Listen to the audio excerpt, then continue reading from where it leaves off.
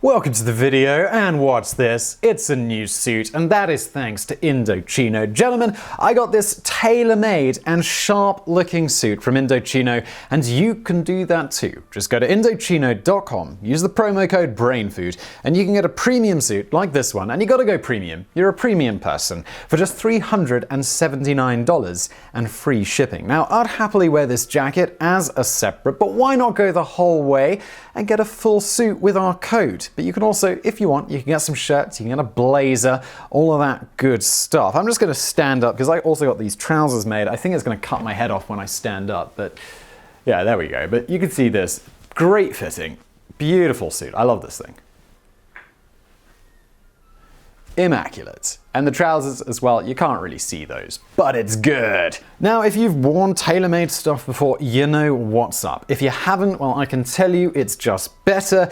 Maybe you got weirdly small wrists, or super long legs, or short arms, or maybe you're just a regular shaped person, but either way, whatever your situation is, a tailored suit fits better.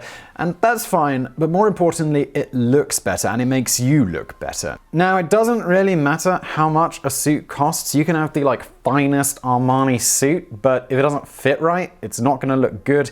Fit is far more important than brand, and Indochino, they get it fitted perfectly because it's made to measure. If you're in the United States, go to a showroom, there are loads, get fitted, or if you're not, like me, measure yourself at home. It's not hard, and you get to design it yourself. I even got a monogram put in there. SMW. Look at that. Awesome. Just go to Indochino, use the promo code BRAINFOOD to get a premium suit for just $379 and free shipping, and it supports the show. It's a win-win-win. And let's get into it. While the entertainment industry has never exactly been a bastion of diversity, fascinatingly, a century ago in fledgling Hollywood during the so-called Yellow Peril era, no less, one of the most bankable heartthrobs and one of the highest paid actors of the age was a Japanese man, Hayakawa Kintarō, better known by his stage name, Sessue Hayakawa. Born in 1889 in the city of Minamoboso, the son of governor of the Chiba prefecture, Hayakawa initially harbored dreams of being an officer in the Imperial Japanese Navy. Groomed for the life of a warrior under the Bushido Code, when he was of sufficient age, he attended the Naval Academy at Atajima. Unfortunately, Hayakawa's dreams of naval glory were shattered when, on a dare, he attempted to swim to the bottom of a nearby lagoon at the age of 17 in 1907. Although he managed to reach the bottom, while doing so, he ruptured one of his eardrums, an injury that subsequently saw him fail an entrance examination for the Imperial Navy. Hayakawa's father considered his failure to have dishonored the family, causing a rift between the two. Ashamed and no longer sure of what to do with his life, an 18-year-old Hayakawa attempted to commit ritual suicide using the weapon of one of his samurai ancestors. Towards this end, Hayakawa subsequently locked himself in a garden shed and stabbed himself in the abdomen. Luckily for him, he had a dog. Not wanting the dog to interfere with his suicide, he locked the animal out of the shed, resulting in said dog barking incessantly at the door. Upon hearing this, Hayakawa's father went out to investigate. Seeing his son lying in a pool of his own blood, he quickly broke the door down with an axe to get inside, and miraculously, Hayakawa survived. During his recovery, father and son reconciled, and it was decided that if Hayakawa couldn't join the military, the next best thing was if he became a successful businessman or a politician like his father. Thus, his parents sent him to the University of Chicago to study political science and economics. During his studies, Hayakawa's smoldering good looks and chiseled physique made him a hit with those of the female persuasion. Things only improved on that front when he joined the university football team as a quarterback. It's at this point we'd like to point out that apparently one of Hayakawa's favorite ways to avoid being tackled by opposing players was to do things like judo flip over them. He further, supposedly, was once given a penalty for using his prodigious martial arts skills to take down an opposing player who was attempting to tackle him. Sometime in 1913, Hayakawa decided to vacation in LA, where he happened upon a theater in the Little Tokyo section of town and quickly became enamored with the performances. Adopting the name of Sessue, meaning snowy field, Hayakawa Hayakawa began to star in a variety of stage plays, the most important of which was The Typhoon. His performance in that production caught the eye of famed producer Thomas Ince, who, among an incredible number of contributions to film history, pioneered an assembly line filmmaking process that allowed him to make an astounding 800 films in a 14-year span. That is, until his untimely death at the age of 44 aboard William Randolph Hearst's yacht, where he died of heart failure, though newspapers across the nation speculated that he was actually murdered.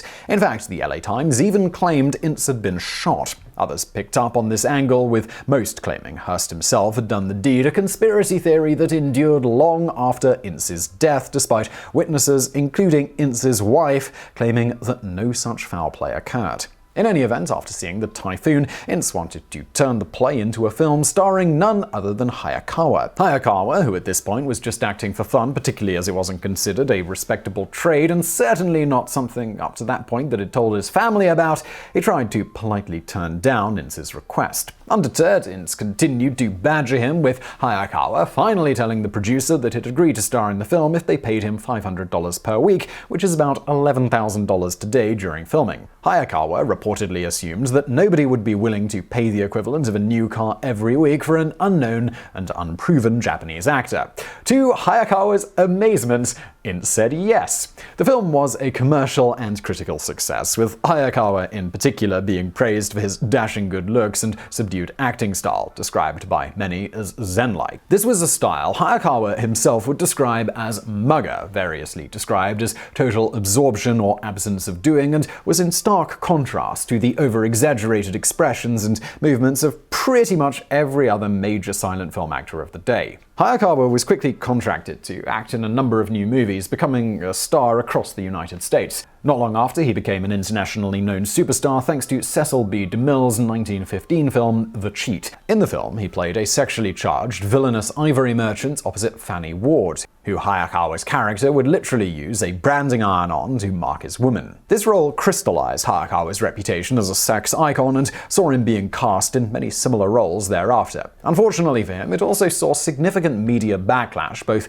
in Japan and in Japanese media outlets in America. As a result, in the re-release in 1918, Hayakawa's character was changed in the text from Japanese to Burmese. As to why they picked Burmese, it was speculated by the author of Cecil B. DeMille's Hollywood, Richard Burchard, that there weren't enough Burmese in the country to raise a credible protest. By 1917, Hayakawa was earning over $250,000 per year, that's about $5 million today, for his services, and decided to spend the money in perhaps the most baller way possible by building himself a literal giant castle and buying a gold-plated luxury car, a Pierce Arrow, to drive around in. To entertain himself, Hayakawa developed a habit of gambling large sums of money away on a whim. On one occasion at the Monte Carlo in 1926, he even managed to lose an astounding $965,000, which is about $14 million today, in a single night. Why this instance is particularly remembered beyond the incredible amount he lost is that in this same night at the casino, a wealthy Japanese businessman lost everything and ended up committing suicide directly thereafter. In the aftermath, some media outlets misreported that Hayakawa had killed himself after sustaining the near $1 million loss. When he wasn't gambling, Hayakawa spent the equivalent of millions of dollars in modern money throwing lavish hedonistic parties for his Hollywood friends, with his castle becoming particularly popular after Prohibition, thanks to Hayakawa having the foresight to purchase an obscene amount of alcohol to last for years' worth of parties. Of this, Hayakawa once joked that he was only popular among his peers in Hollywood because he had booze. In truth, Hayakawa was near universally respected by most in the industry for his honorable nature, kindness, and extremely strong and no-nonsense work ethic. On that latter point, while filming the Jaguar's Claws in the Mojave Desert after just one day of filming, the 500 or so cowboys he had hired as extras decided to get properly tipsy and remained such into the following day, with little interest in actually working. To get them back to work, Hayakawa challenged all 500 of them to a fight at the same time. If they could beat him, they could continue carousing. If he beat them, they had to get back to work. 3 of the cowboys took him up on the offer, no doubt thinking they'd handily crush the much smaller Japanese man. Said Hayakawa of this incident, "The first one struck out at me. I seized his arm and sent him flying on his face along the rough ground. The second attempted to grapple, and I was forced to flip him over my head and let him fall on his neck. The fall knocked him unconscious." Reportedly, a third drew a gun on him and was promptly disarmed by the lightning-fast Hayakawa. After that, everyone got back to work. What a surprise. As you might imagine, many of Hayakawa's antics were voraciously consumed by the media, who published extensive exposés on the Japanese superstar, which only added to his mystique and popularity with his biggest fans, the ladies. Contemporary reports from the period reveal that screenings of Hayakawa's films would routinely be filled largely with young women who'd scream incessantly whenever he appeared on screen, no doubt not only enjoying his good looks, but also his calm and collected portrayals of the bad boy or the forbidden lover characters that he so often appeared as. Despite being a symbol of pure sex, an interesting thing to note was that in the films themselves, Hayakawa was almost never actually allowed to get the girl, even in the ones where he was the primary love interest, nearly always losing the girl in the final act. You see, at the time Hayakawa was the star, the idea of a Japanese man with a white woman was scandalous to the extreme, despite the fact that theaters were lined with said white women coming to see the Japanese heartthrob.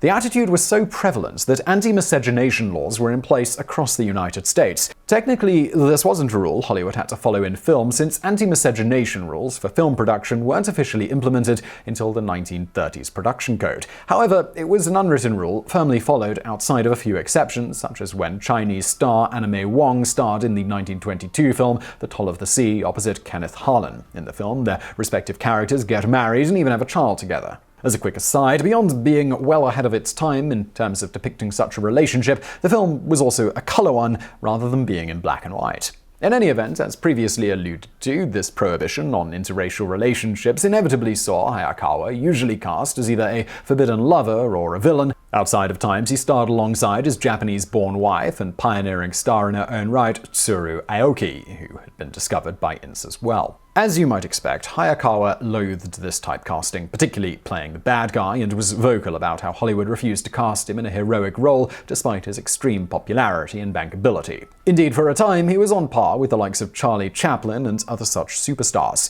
In his native Japan, Hayakawa's roles were similarly criticized as being an unfair and insulting misrepresentation of Japanese men. As a result, his early films were extremely unpopular and even occasionally banned in the land of the rising sun. In fact, some considered Hayakawa himself to be a traitor to his own people via the extreme popularity of his films, helping to solidify negative perceptions of the Japanese. To try to get around this problem, when Hayakawa's contract with Paramount expired in 1918, rather than re-signing and accepting what would have been a rather lucrative role in The Sheik, Hayakawa took matters into his own hands and started his own production company, Howarth Pictures Corp. Now, with complete control over all facets of production, he was able to cast himself in less stereotypical and much more positive roles. Audiences loved it, with Hayakawa becoming one of the highest-earning and best-known leading men in all of Hollywood, profiting about $2 million, which is about $25 million today, per year from his films at his peak.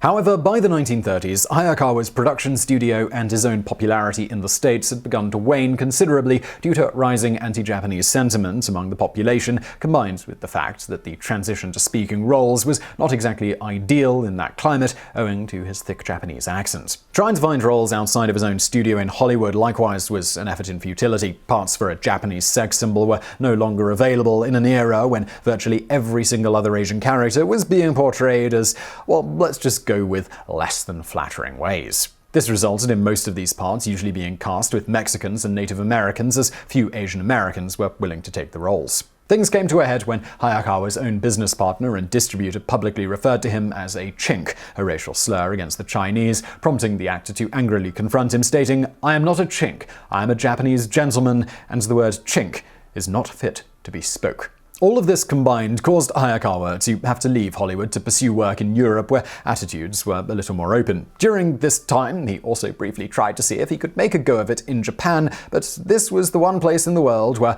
Hayakawa, while still very famous, wasn't famous for positive reasons. Needless to say, that didn't work out.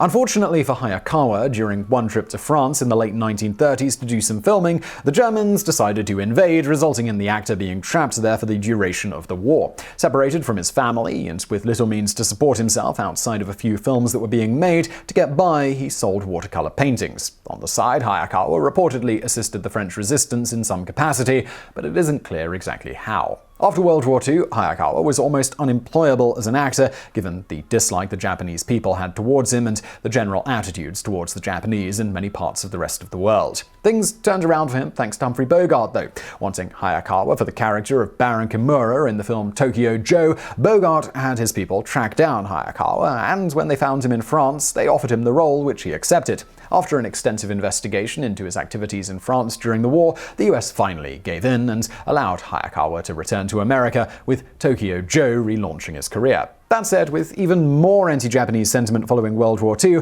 Hayakawa once again became deeply saddened by the state of Asian representation in Hollywood, noting in an interview in 1949 that, "My one ambition is to play a hero in a Hollywood production." He would not, however, achieve this goal. What he did do was star in what is often considered his greatest performance, including by Hayakawa himself. This happened in the 1957 film The Bridge on the River Kwai. In it, Hayakawa played the main antagonist, Japanese POW commander Colonel Saito. Widely praised, he was subsequently nominated for an Academy Award for Best Supporting Actor. Had he won, it would have tied him for the first Asian actor to win an Oscar, as Miyoshi Umeki was awarded an Oscar for Best Supporting Actress in the film Sayonara that very same year. As for The Bridge on the River Kwai, it went on to win 7 Academy Awards, including Best Picture, with Hayakawa's nomination being the only one that the film didn't win. Taking a variety of roles in the subsequent few years, not long after his wife's death in 1961, Hayakawa decided to return to Japan to spend more time with his 3 adopted children, as well as pursue Zen Buddhism, eventually becoming an ordained priest. While he still occasionally appeared in films, he finally fully retired in 1967 after 53 remarkable years in the industry.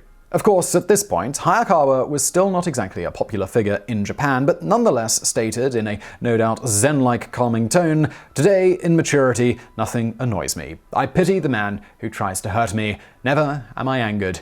I only feel pity." He died of a blood clot at the age of 84 on November 23, 1973. Summing up his life, Hayakawa stated, "Destiny has brought me much. She has been kind, but it has been left to me to fashion the acumen of deeds in the pattern destiny has drawn to solve the great koan of life for myself." So I really hope you found that video interesting. If you did, please do smash that thumbs up button below, and you can also support the show and get an amazing suit for yourself by going to Indochino. There is a link below, Indochino.com, and using the code BRAINFOOD, you can get a great deal on a premium suit. It's really fantastic to wear. I really like it, and I'll see you next time.